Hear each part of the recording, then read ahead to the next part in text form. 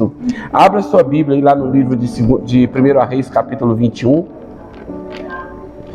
Eu acredito que você já deve ter lido, relido, deslido e lido 200 vezes essa palavra para você entender, porque eu confesso que eu tive que ler essa palavra várias vezes. Livro de 1 Reis, capítulo 21. Eu tive que ler várias vezes para poder entender qual mensagem essa palavra poderia trazer para nós nessa noite. E eu gostaria de partilhar algumas coisas com você. Eu espero que você tenha paciência de ouvir a voz do Espírito nessa noite. Não fique com muita pressa de ir embora, porque todos nós vamos para casa daqui a pouco. Mas vamos iniciar a nossa semana com chave de ouro. 1 Reis, capítulo 21. Nós vamos ler o capítulo todo, que são 29 versículos apenas. E eu gostaria que você prestasse bastante atenção e deixasse o Espírito Santo falar contigo nessa noite. Amém? Depois disso, aconteceu o seguinte: Nabote, o jezreelita, possuía uma vinha ao lado do palácio de Acabe, rei de Samaria. Depois disso, aconteceu o seguinte: Nabote, o jezreelita, possuía uma vinha ao lado do palácio que Acabe, rei de Samaria, tinha em Jezreel. Acabe disse a Nabote: dá-me a sua vinha para que me sirva de horta, pois está perto ao lado do meu palácio. Em troca, eu lhe darei outra muito melhor, ou se for do seu agrado, darei em dinheiro o que ela vale. Porém, Nabote disse a Acabe: que o Senhor Deus me livre de lhe dar a herança de meus pais. Então Acabe voltou para casa aborrecido e indignado com o que Nabote, o jezreelita, lhe havia falado, quando disse: não lhe darei a herança dos meus pais. E se deitou na cama, voltou o rosto para a parede e não quis comer. Porém, Jezabel, a esposa, foi falar com ele e perguntou: que é isso que você tem? Por que você está assim aborrecido e não quer comer nada?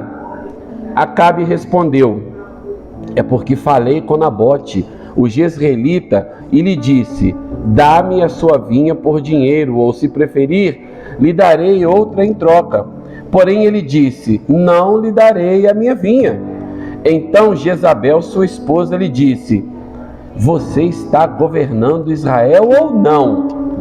Levante-se, venha comer e alegre o seu coração. Eu lhe darei a vinha de Nabote, o jezreelita. Então Jezabel escreveu cartas em nome de Acabe, selou-as com o sinete dele e as enviou aos anciãos e aos nobres que moravam com Nabote na cidade dele. E nas cartas ela escreveu o seguinte: anunciem um dia de jejum e tragam Nabote para a frente do povo. Ponham sentados na frente dele 2 homens malignos que testemunhem contra ele, dizendo: você blasfemou contra Deus e contra o rei. Depois levem-no para fora e o apedrejem até que ele morra. Os homens daquela cidade, os anciãos e os nobres que moravam com Nabote, fizeram o que Jezabel lhes ordenou, segundo estava escrito nas cartas que lhe havia mandado. Anunciaram um dia de jejum e deram a Nabote um lugar de destaque na frente do povo. Então vieram 2 homens malignos, sentaram-se na frente dele e testemunharam contra Nabote, diante do povo, dizendo: Nabote blasfemou contra Deus e contra o rei. E o levaram para fora da cidade, o apedrejaram e ele morreu. Então mandaram dizer a Jezabel: Nabote foi apedrejado e morreu.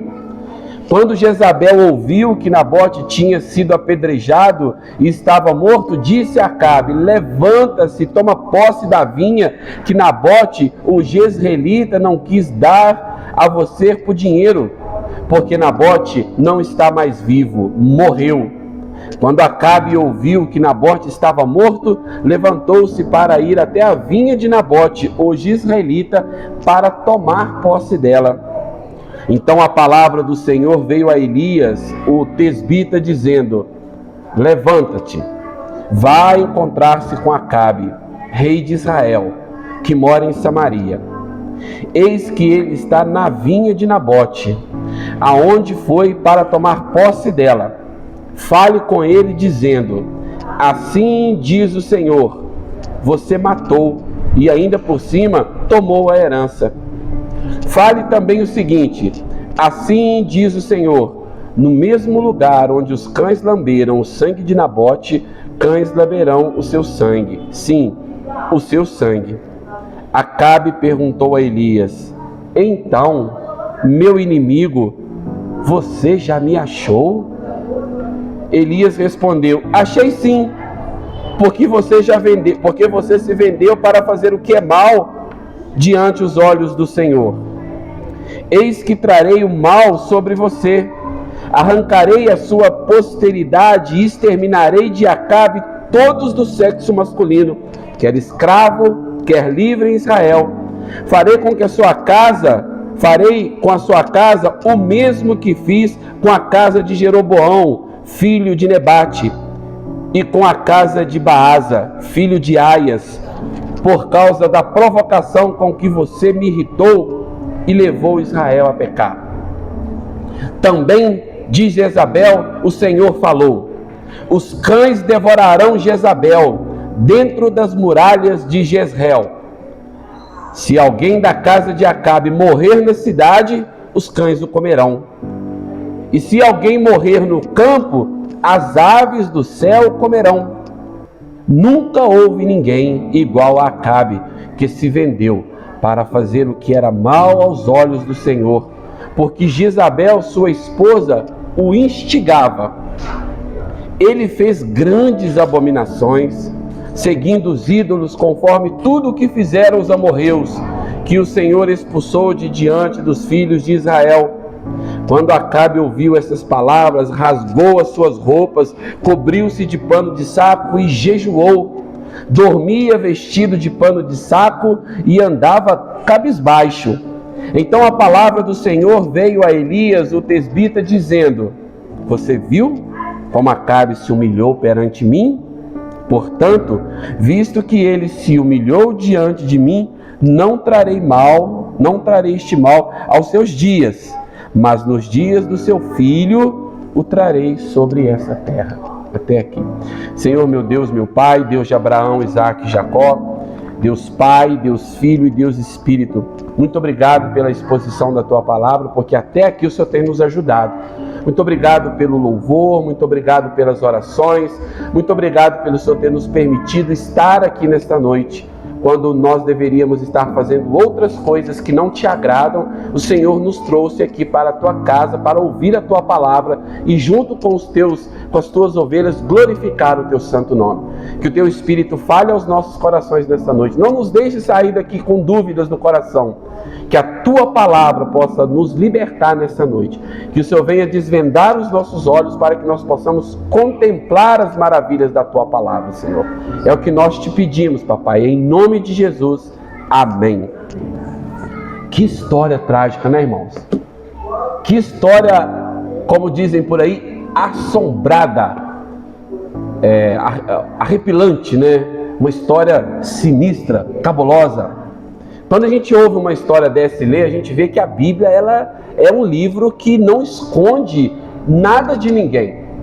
Quando a Bíblia fala de coisas boas, né, quando você quer ver falar dos atos de grandes pessoas, ela narra, mas ela não esconde os pecados, a imundícia de ninguém. Se você quiser ler um livro na Bíblia que fala sobre o amor entre o homem e a mulher, você tem Cântico dos Cânticos. Se você quer ver um livro que fala de um homem que aproveitou tudo o que podia aproveitar e no final ele viu que tudo era vaidade, correr atrás do vento, é só você ler Eclesiastes. Se você quer ler na Bíblia uma narrativa fantástica de grandes conquistas, né, de homens que brilharam, você pode ver no próprio livro de Reis, Samuel, Josué. Enfim, se você quiser um livro na Bíblia que fala sobre o final dos tempos, né, daquilo que vai acontecer com a igreja, da esperança daqueles que são predestinados por Deus em Cristo Jesus para herdar a vida eterna, você tem o livro de Apocalipse. Mas a história que nós vimos aqui nessa noite, como muitas outras histórias que tem na Bíblia, é uma história pavorosa. É uma história que, se você começar a ler em casa à noite, com meia luz, né, aquela velhinha assim, você é capaz nem dormir direito. Você imaginar que um homem que a gente quase não conhece ele na Bíblia. Alguém já ouviu falar de Nabote aqui na Bíblia? Alguém já tinha lido esse texto? Já ouviu falar dos grandes feitos de Nabote? A gente não sabe nada. De repente um homem aparece numa cena, né? E aparece justamente para fazer parte de uma narrativa de um homem extremamente banana, mal, manipulado pela mulher, que tinha um espírito demoníaco, daquelas que gostam de mandar em homens, né? Jezabel, ela exemplifica muito isso. Ela queria mandar o rei fazer as coisas, né? O típico daquele lugar que, naquela casa onde a mulher que manda, o homem não fala nada, fica só sendo aquela marionete, né? E aquela mulher com aquele espírito de Jezabel. Então a Bíblia, ela não esconde isso. Ela mostra as nossas virtudes, mostra as nossas alegrias, mostra a nossa esperança, mas também mostra os erros que nós não devemos cometer na nossa vida, sobretudo na nossa vida de casado, na nossa vida da igreja. O texto que nós vamos falar, uma reflexão sobre ele aqui nessa noite, pode trazer luz para algumas dúvidas que vocês talvez tenham no seu coração hoje.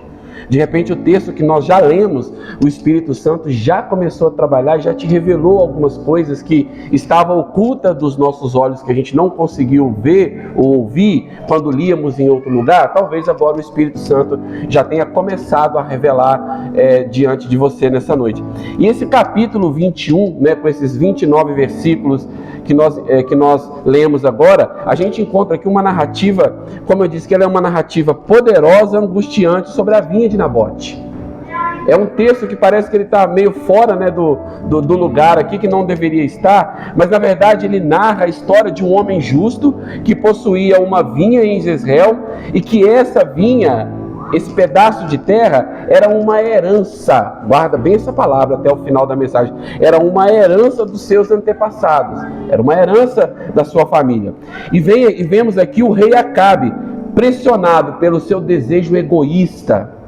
Aqui você já começa a ver como que o ser humano é ruim. Como que nós somos capazes de manipular uma situação para poder trazer para nós aquilo que nós queremos. Tem gente que vende a alma ao diabo para poder conseguir alguma coisa. Está cheio de pessoas aí famosas que vendem a sua alma para o diabo, e a palavra diz: o que adianta ganhar o mundo todo e perder a sua alma? Tem gente que se preocupa tanto em lutar pelas coisas que são perecíveis, sobretudo no momento em que nós vivemos hoje de política. A gente vê muito isso. A gente vê muitas pessoas correndo atrás de poder, pessoas querendo estar lá em cima, né, no alto, no lugar mais alto, correndo, deixando o propósito pela proposta, e esquece que nós deveríamos e que deveria estar buscando as coisas que vêm do alto, que são incorruptíveis. E nesse pedacinho que a gente leu aqui, a gente vê a maldade do ser humano. Quando a gente vê um texto desse, a gente olha, a gente tenta imaginar, né? Acredito que a gente tenta imaginar a figura de Acabe, que não veio para nós, a gente não sabe como ele era, a figura de Jezabel, a figura de Elias, a figura de Nabote, e a gente lembra que essas pessoas um dia foram crianças. Um dia eles foram crianças, um dia eles alegraram o coração dos pais deles, né? Todos eles aqui tiveram pai e mãe. E olha o que se tornaram por causa da vaidade do pecado.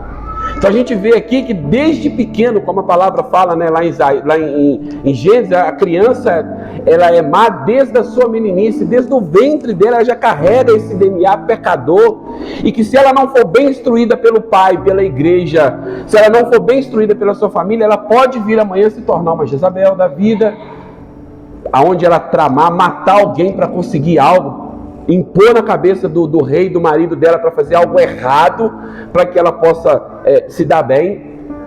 Se a criança ela não for bem educada, não for bem ensinada na igreja com os pais, amanhã pode vir a ser um Acabe da vida, pode vir a ser um Judas da vida, a gente não sabe. Mas o que a gente sabe é o seguinte: nós precisamos nos manter firmes no propósito da nossa herança, na nossa vocação, no nosso chamado, para que amanhã ou depois nós não estejamos aqui chorando um erro que os nossos filhos venham a ter cometido por falta de uma educação que deveria ter tido em casa.